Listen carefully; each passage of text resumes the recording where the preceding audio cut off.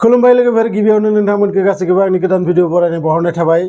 जोबोद माने साननो गोनां बाथ्रा जाबोदों दिनैनि जि जुग फैदोंना मा बुंनो नोंथांमोननो आरो नोंथांमोननि थाखाय आं बेफोरबायदि भिडिअ लाबोगासिनो थायो मानोना नोंथांमोनाबो नाय जोंनि भारत हादरनि खना खनि मा घटना जाबाय थायो। दा सासे 34 बैसोनि आइजो जायनि फिसाजोनि जुलिनि थाखाय ठीक ठाक जायो आरो बियो गावसानि बियानि लाना थांनानै अर्थात गावसानि जि बिजामादै लानाव थांनानै एसे खामानि दामानि मावहैदोंमोन। हाबानि थाखाय बारा दिन गैलिया आरो 9 दिनल'सै आरो बिथाङा सप्तासे सिगांनिफ्रायनो बै बिजामादैनि न'आव थाहैदों आरो बिसानाव जि खामानि दामानि मावनो गोनां बेफोरखौ मावनानै बिसाजों माने हेल्प खालामलायदों आरो मोजांबो बाथ्रा बेफोरो। आरो बेयावनो मोनसे ओरैबायदि जाथाय जालाङो जाय जाथायखौ रावबो सानफ्लाङाखैमोन आरो रावबो मिथियाखैमोन। एक्चुअली बिजामादैया बै फिसाजोनि सायाव कुनु इन्टारेस्ट गैया।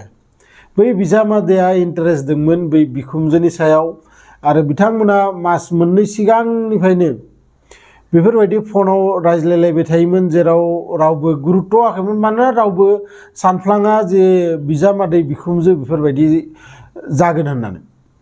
आरो सानैनिबो मुङा जाबाय जि बिजामादै बिथांनि मुङा राहुल 24 बैसोनि जागोन आरो बे बिखुमजोनि मुङा जाबाय अनिता देवी।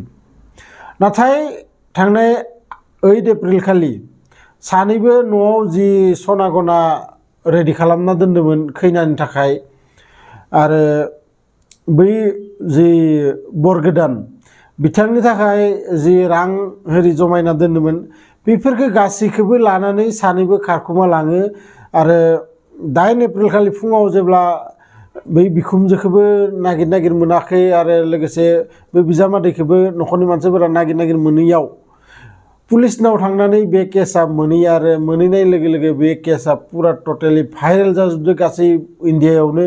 नोंथांमोना इन्टारनेटआव सार्च खालामबा मोनगोन। बे जाबाय इउपिनि आलिगड़ होननाय थाइसे जायगानि आरो बे आलिगड़ जायगायाव बे जाथाया जादों। गतिके नोंथांमोना साननानै नाय मा दिन सफैनो मोनखो मा दिन जोङो नुनो मोनगोन आरोबाव उनहालागै। गतिके खोब सिन्ता खालामनो गोनां साननो गोनां आरो नोंथांमोननो आङो बेफोरबायदि निउसफोरखौ मानो होयो जाहाथे नोंथांमोनाबो नायनानै ला जोंनि खना खनि इन्डियानि मा जाथाय जाबाय थायो। नोंथांमोननिबा बेफोरबायदि मानसिफोरखौ मा खालामनांगौ कमेन्ट बक्सआव लिरहरबानो जाबाय आरो लोगोसे जायफोरा गोदानै आंनि चेनेलखौ साबस्क्राइब खालामना लाबानो जाबाय मानोना आं बेफोरबायदि भिडिअ नोंथांमोननि थाखाय लाबोगासिनो थायो। लोगो मोनगोन बिदिनो मोनसे इन्टारेस्टिं भिडिअ लानानै नेक्स्ट भिडिअआव। गोजोन्थों।